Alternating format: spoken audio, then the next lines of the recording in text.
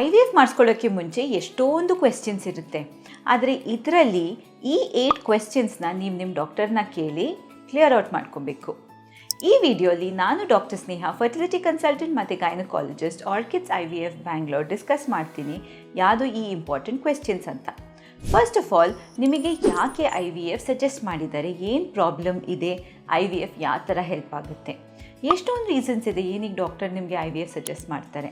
ಒಂದು, egg ಬರೋದ್ರಲ್ಲಿ problem ಇರ್ಬೋದು, ಇಲ್ಲ ಸ್ಪರ್ಮ್ ಸರಿ ಇಲ್ದಲೇ ಇರ್ಬೋದು, ಇಲ್ಲ ಟ್ಯೂಬ್ಸ್ ಅಬ್ನಾರ್ಮಲ್ ಇರ್ಬೋದು, ಇಲ್ಲ ಎಷ್ಟೊಂದು ಸಾರಿ IUI ಫೇಲ್ ಆಗಿರ್ಬೋದು, ಓವ್ಯುಲೇಷನ್ ಇಂಡಕ್ಷನ್ ಫೇಲ್ ಆಗಿರ್ಬೋದು. ಸೊ ಏನಕ್ಕೆ ಅಂತ ಮಾಡ್ತಿದ್ದೀವಿ ಅಂತ ಗೊತ್ತಾದರೆ ಆವಾಗ ಅದರದ್ದು ಚಾನ್ಸಸ್ ಎಷ್ಟು ಅಂತ ಕೂಡ ಎಕ್ಸ್ಪ್ಲೇನ್ ಮಾಡ್ತಾರೆ. ಸೊ ಇದು ನನ್ನ ನೆಕ್ಸ್ಟ್ ಕ್ವೆಶ್ಚನಿಗೆ ಕರ್ಕೊಂಬರುತ್ತೆ. ಎಷ್ಟು ಚಾನ್ಸಸ್ ಇದೆ ಡಾಕ್ಟರ್ ನಾನು IVF ಮಾಡಿಸ್ಕೊಂಡ್ರೆ. ಸೊ ಸಕ್ಸಸ್ ರೇಟು ಎಷ್ಟೊಂದು ಎಕ್ಸಾಕ್ಟ್ಲಿ ಹೇಳೋಕ್ಕಾಗಲ್ಲ.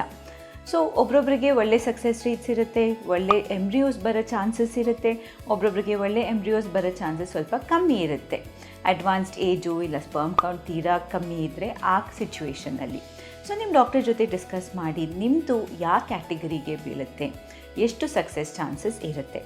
IVF ಯಾವತ್ತೂ 100% ಸಕ್ಸಸ್ ಕೊಡೋಕ್ಕೆ ಚಾನ್ಸ್ ಇಲ್ಲ. ಯಾಕಂದರೆ ಇದು ನಾವು ಎಂಬ್ರಿಯೋಸ್ ನೋಡ್ತೀವಿ, ಚೆನ್ನಾಗಿರೋ ಎಂಬ್ರಿಯೋಸೇ ಹಾಕ್ತೀವಿ, ಆದರೆ ಎಕ್ಸಾಕ್ಟ್ಲಿ ಈ ಎಂಬ್ರಿಯೋ 100% ಇಂಪ್ಲಾಂಟ್ ಆಗುತ್ತೆ ಅಂತ ಹೇಳೋಕ್ಕಾಗಲ್ಲ. ಎಂಬ್ರಿಯೋಸ್ ಹಾಕಿದ ಮೇಲೆ ಅದು ಯೂಟ್ರಸ್ಗೆ ಕಚ್ಕೊಂಡು ಬೆಳೆಯೋದು ನೇಚರಿಗೆ ಬಿಟ್ಟಿದ್ದು. ನೆಕ್ಸ್ಟ್ ನಿಮಗೆ ಎಷ್ಟು ಎಗ್ಸ್ ಸಿಗುತ್ತೆ ಅಂತ ಕೇಳಿ. ಸೊ ಇದು ನಿಮ್ಮ ಸಕ್ಸಸ್ ರೇಟ್ನ ಡಿಪೆಂಡ್ ಮಾಡುತ್ತೆ.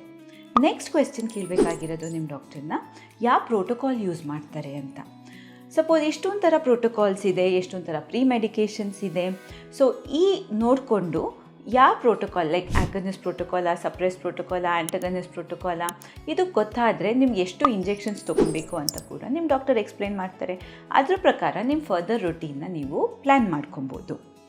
ನೆಕ್ಸ್ಟು ಎಷ್ಟು ಕಾಸ್ಟ್ ಆಗುತ್ತೆ, ಏನಾದರೂ ಹಿಡನ್ ಕಾಸ್ಟ್ ಇದೆಯಾ ಇದು. ಯಾಕಂದರೆ ಎಲ್ಲ IVF ಸೆಂಟರಲ್ಲೂ ಬೇರೆ ಥರ ಕಾಸ್ಟಿಂಗ್ ಪ್ಯಾಟರ್ನ್ಸ್ ಇರುತ್ತೆ. ಸೊ ಒಂದು IVF ಕಾಸ್ಟ್ ಅಂತ ಹೇಳಿದಾಗ ಅದರಲ್ಲಿ ಏನೇನು ಇನ್ಕ್ಲೂಡ್ ಆಗುತ್ತೆ ಅಂತ ಕೇಳೋದು ಇಂಪಾರ್ಟೆಂಟ್. ಅದರಲ್ಲಿ ಬರೀ ಸ್ಟಿಮ್ಯುಲೇಷನ್ ಇನ್ಕ್ಲೂಡ್ ಆಗುತ್ತಾ, ಇಂಜೆಕ್ಷನ್ಸ್ ಇನ್ಕ್ಲೂಡ್ ಆಗುತ್ತಾ, ಎಂಬ್ರಿಯೋ ಟ್ರಾನ್ಸ್ಫರ್ ಇನ್ಕ್ಲೂಡ್ ಆಗುತ್ತಾ, ಕೊಡೋ ಟ್ಯಾಬ್ಲೆಟ್ಸ್ ಇನ್ಕ್ಲೂಡ್ ಆಗುತ್ತಾ, ಎಂಬ್ರಿಯೋ ಫ್ರೀಸಿಂಗಿಗೆ ಎಷ್ಟಾಗುತ್ತೆ, ಫ್ರೋಝನ್ ಎಂಬ್ರಿಯೋ ಟ್ರಾನ್ಸ್ಫರ್ಗೆ ಎಷ್ಟಾಗುತ್ತೆ, ನೆಕ್ಸ್ಟ್ ಸೈಕಲ್ ನೀವು ಎಂಬ್ರಿಯೋ ಟ್ರಾನ್ಸ್ಫರ್ ಮಾಡಿಸ್ಕೊಬೇಕಂದ್ರೆ ಎಷ್ಟಾಗುತ್ತೆ. ಈ ಎಲ್ಲ ಕ್ವೆಶ್ಚನ್ಸ್ನು ಕೇಳಿದ್ರೆ ನಿಮ್ಗೊಂದು ಕ್ಲಾರಿಟಿ ಇರುತ್ತೆ. ಅದ್ರ ಪ್ರಕಾರ ನಿಮ್ಮ ಫೈನಾನ್ಸಸ್ನ ಪ್ಲ್ಯಾನ್ ಮಾಡ್ಕೊಬೋದು. ನೆಕ್ಸ್ಟ್ ಕ್ವೆಶ್ಚನ್ ನೀವು ಕೇಳಬೇಕಾಗಿರೋದು, ಡಾಕ್ಟರ್ ಈ ಕ್ಲಿನಿಕ್ ಹೇಗೆ ಫಂಕ್ಷನ್ ಆಗುತ್ತೆ, ನಾನು ಯಾರನ್ನ ನೋಡ್ತೀನಿ ಈಚ್ ವಿಸಿಟಲ್ಲಿ, ಸಪೋಸಿಂಗ್ ಏನಾದರೂ ಪ್ರಾಬ್ಲಮ್ ಆದರೆ, ಏನಾದರೂ ಕನ್ಫ್ಯೂಷನ್ ಇದ್ದರೆ ಯಾರನ್ನ ಕನ್ಸಲ್ಟ್ ಮಾಡಬೇಕು. ಎವ್ರಿ ಕ್ಲಿನಿಕ್ ಬೇರೆ ಥರ ಫಂಕ್ಷನ್ ಆಗುತ್ತೆ. ದೊಡ್ಡ ಕ್ಲಿನಿಕ್ಕಿಗೂ ಮತ್ತು ಹಾಸ್ಪಿಟಲ್ಗೂ ತುಂಬ ಡಿಫ್ರೆನ್ಸ್ ಇರುತ್ತೆ.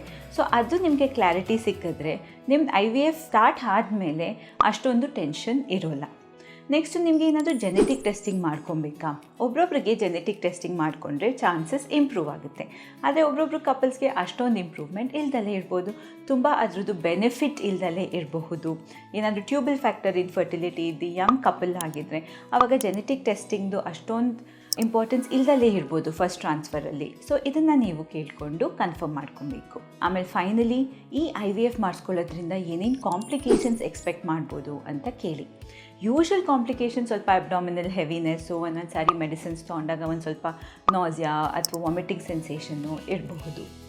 ಆದರೆ ಇನ್ನೇನು ಮೇಜರ್ ಕಾಂಪ್ಲಿಕೇಶನ್ಸ್ ಆಗೋ ಚಾನ್ಸಸ್ ಇದೆಯಾ? Usually IVF is safe, major complications ಆಗೋಲ್ಲ. ಬಟ್ ರೇರ್ಲಿ ಆಗೋದೇನಾದರೂ ಪಾಸಿಬಿಲಿಟಿ ಇದೆಯಾ ಅಂತ ಡಾಕ್ಟರ್ನ ಕೇಳಿ. ಆದರೆ majority of the times IVF ಅಲ್ಲಿ ಜಾಸ್ತಿ ಕಾಂಪ್ಲಿಕೇಶನ್ಸ್ ಇರಲ್ಲ. ಮೋಸ್ಟ್ ಇಂಪಾರ್ಟೆಂಟ್ ಅಂದರೆ ಏನಾದರೂ ಮಲ್ಟಿಪಲ್ ಪ್ರೆಗ್ನೆನ್ಸಿ ಆಗ್ಬೋದು, ಮಲ್ಟಿಪಲ್ ಎಂಬ್ರಿಯೋಸ್ ಹಾಕಿದಾಗ. ಸೊ ಇದ್ರದ್ದು ಚಾನ್ಸಸ್ ಏನು ಅಂತ ನಿಮ್ಮ ಡಾಕ್ಟರ್ ಹತ್ರ ಡಿಸ್ಕಸ್ ಮಾಡಿ. ಸೊ ನೀವು IVF ಬಗ್ಗೆ ಇದೆಲ್ಲ ಕ್ಲಾರಿಟಿ ಇದ್ದರೆ ಆವಾಗ ನಿಮಗೆ ಡಿಸಿಷನ್ಸ್ ತೊಗೊಳೋದಕ್ಕೆ ಹೆಲ್ಪ್ ಆಗುತ್ತೆ. ಯಾವಾಗ ಪ್ಲ್ಯಾನ್ ಮಾಡಬೇಕು, ಫೈನಾನ್ಸಸ್ ಹೇಗೆ ಪ್ಲ್ಯಾನ್ ಮಾಡ್ಕೊಬೇಕು, ಏನು ಎಕ್ಸ್ಪೆಕ್ಟ್ ಮಾಡಬೇಕು IVF ಅಂತ ಇದು ಡಿಸೈಡ್ ಮಾಡುತ್ತೆ.